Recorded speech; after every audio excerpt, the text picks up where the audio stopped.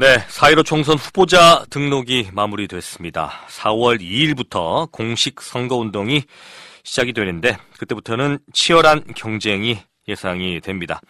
부산에서는 북강서을의 경쟁이 가장 치열합니다. 7명의 후보가 등록을 마쳤습니다. 물론 모두 완주할지는 지켜봐야 될 것 같은데 외형상 경쟁률이 가장 치열한 곳이 북강서을입니다.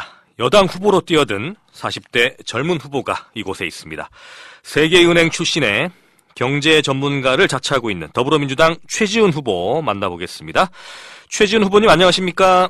네, 안녕하세요. 최지은입니다. 네, 후보 등록 마치시고 이제 공식 선거운동 앞두고 있는데 정치 신인이기 때문에 주변에서 많은 조언들을 좀 해주고 있는 상황입니까? 어떻습니까, 후보자님?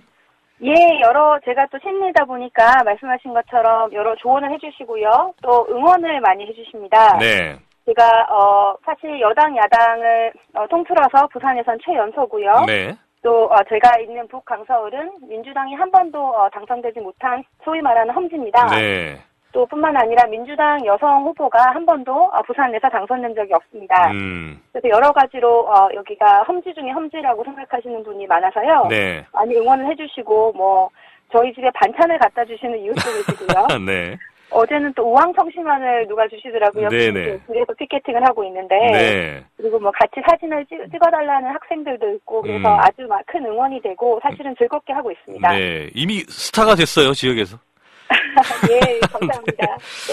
자, 세계은행 출신으로 전 세계를 이렇게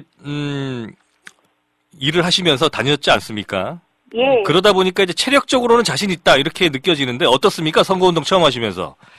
제가 뭐든지 잘 먹고 잠도 네. 잘 자기 때문에 사실 체력은 좋은 편이고요. 네. 돌이켜보면은 2011년에 아랍혁명 당시에 네. 북아프리카에서 이집트, 투니지아 아랍혁명 2번을 경험했습니다. 그래서 이렇게 우리나라 대사관에서 구출을 당한 적도 있고. 네. 네, 그리고 생각해보면 또 아프리카에서 처음 4년 정도를 살았거든요. 네네. 그래서 그런 상황들을 돌이켜보면은, 제가 참 체력은 좋구나, 이렇게 생각이 듭니다. 네.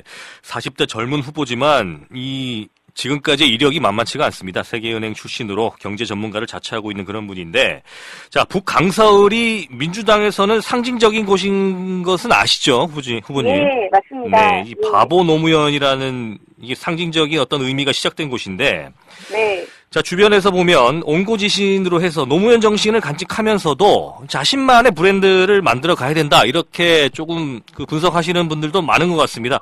최지은이라는 브랜드 어떻게 좀 표현을 하시겠습니까? 저는 일단은 제 전문성이 제 브랜드입니다. 네. 저는 국제경제 전문가입니다.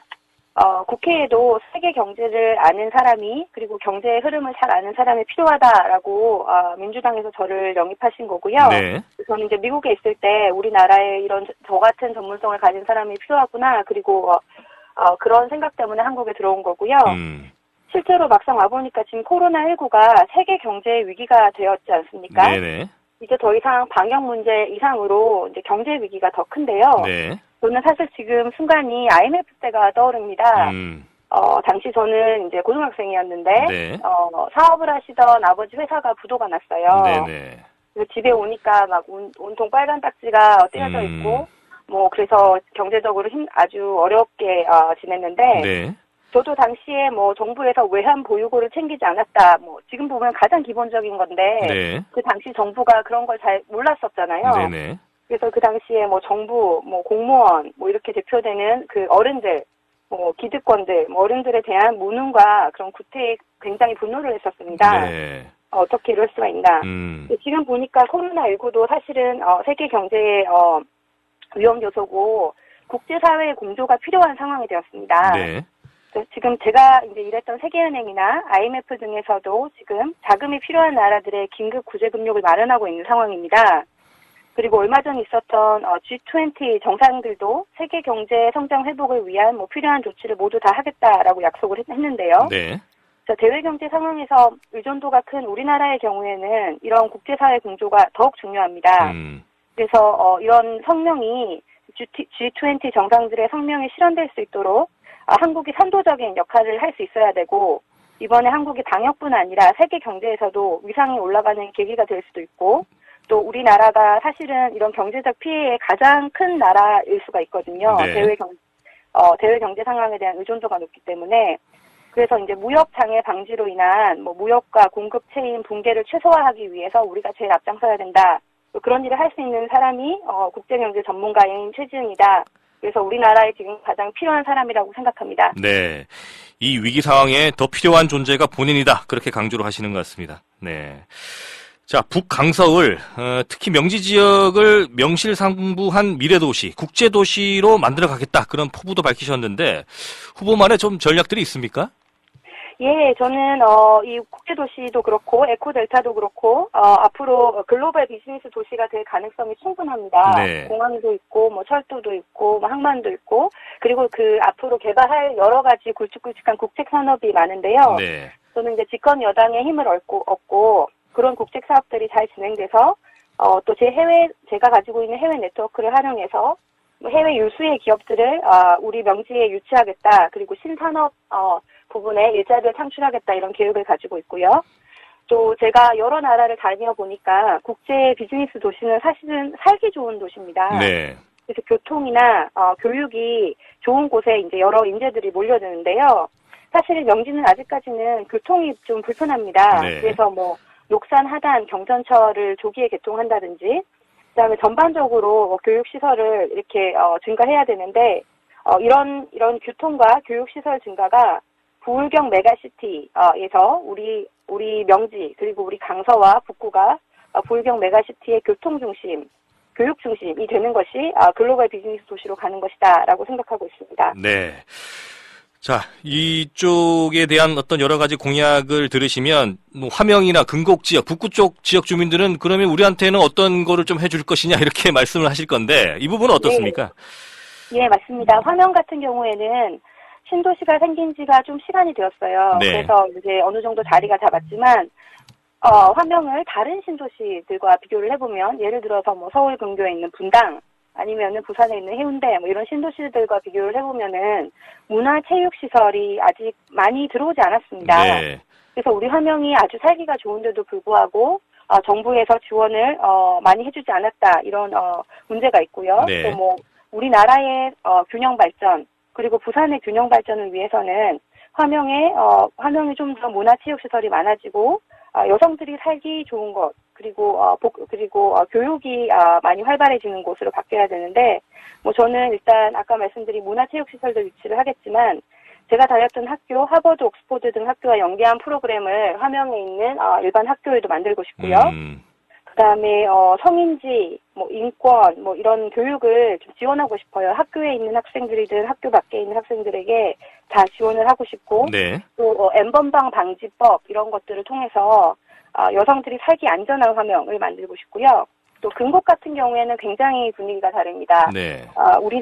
근곡은 복지관이라든지 여러 뭐 기초생활 수급자들도 많으신 그런 곳이고, 그래서 복지 예산이 더 강화돼야 되는데, 동시에 근곡동은 좀 고령화로 인해서 좀 활기가 많이 없어지고 있는 동네입니다. 네. 그래서 거기에 조달청 부지에 지금 창업센터가 들어오는데, 거기에 청년들의 창업을 지원하는 일부를 만들어서 청년들이 들어와가지고 살 수 있는 일자리, 주거 환경을 마련해가지고 근곡동 전체에 활기를 부여하는 것이 저의 계획입니다. 알겠습니다. 자, 이제 선거 구도 좀 여쭤볼게요. 미래통합당의 김도부 의원은 이제 재등판을 했고, 공천이 취소된 미래통합당의 김원성 후보는 무소속 출마가 확정이 됐습니다. 네. 이 부분은 최지은 후보에게 좀 유리하지 않나 그런 분석들이 있는데 어떻게 좀 보고 있습니까? 일단은 김도읍 의원은 현역 의원이시고, 저는 신인이기 때문에 인지도 측면에서는 김도읍 의원이 훨씬 더 앞서 계십니다. 네. 다만 이제 불출마를 한다고 한 다음에, 다시 본인의 지역에 전략 공천을 받은 상황이시고, 그래서 이제 정치인의 입은 태산보다 무거워야 되는데, 지금 이 상황에 대해서는 이제, 부산 시민들이 또, 이 인지도가 반드시 좋은 것은 아닐 수도 있다라는 생각입니다. 네. 다만, 제가 지금 느끼기에는 상대가 누구인 것은 사실은 크게 중요하지 않고요. 네.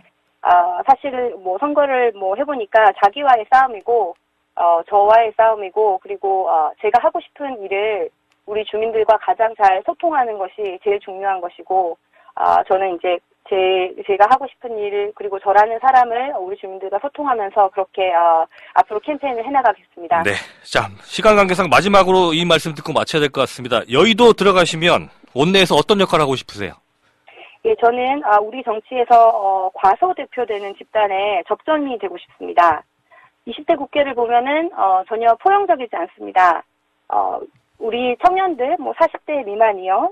유권자 중에서는 4분의 1 이상인데 실제 국회 구성원으로 보면은 1%가 안 됐거든요. 여성도 마찬가지고요. 그래서 청년이나 여성을 위한 법들이 많아질 수 없는 상황입니다. 저희 정치에도 소위 말하는 기득권이 있는데요. 저는 우리 세대가 사실은 큰 잠재력이 있는데 그 기득권을 넘어설 수 없는 어느 정도의 장벽이 있다라고 생각하고 청년과 여성이 많이 참여를 하는 것이 우리가 원하는 우리에게 필요한 정책이 만들어질 수 있는 길이다라고 생각해서 청년과 여성을 대표할 수 있는 국회의원이 되도록 하겠습니다. 네, 4.15 총선 결과를 지켜보도록 하겠습니다. 오늘 말씀 여기까지 듣겠습니다. 고맙습니다. 감사합니다. 네, 지금까지 더불어민주당 부산 북강서울 최지은 후보였습니다.